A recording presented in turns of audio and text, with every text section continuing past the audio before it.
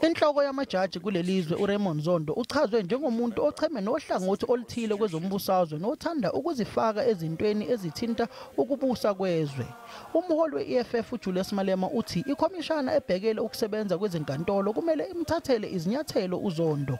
Ngakusho embikweni wokugwamandwa kwamandla umbuso njengoba athi ukuqoka kumengameli we-ANC Cyril Ramaphosa kwalehlenga izwe. Zondo is a factionalist that support Ramaphosa's second term.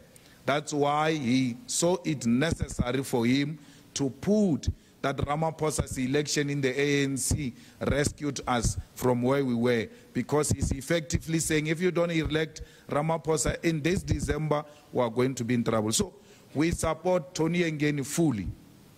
The conduct committee of the JSC must make sure that Zondo is disciplined, the same way they did with the Chief Justice when he descended into the terrain of politics.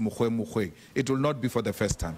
EFF isisola uhulumeni ngokucekela phansi ngamabomu izikhungo zombuso ukuze zidayiselwe izinkampani ezizimele.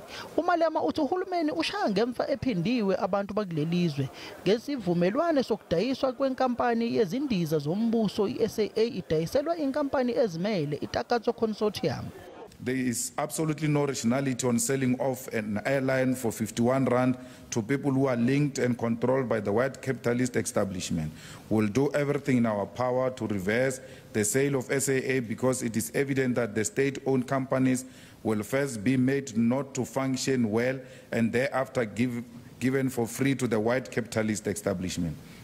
The problems of Eskom and Dinel are part of the current government intention and method of incapacitating state-owned companies so that they can be later handed over to the private sector and friends of the current leadership. Izinkampani ezingamabhizinisi ombuso eziningana zibhekene nezingqinamba zezimali kanti umsuka wazo ngokuqhwagwa kwamandla ombuso kanye nenkohlakalo. Ngingusamkele Maseko wezindaba ze-SABC ngibika ngiseGoli.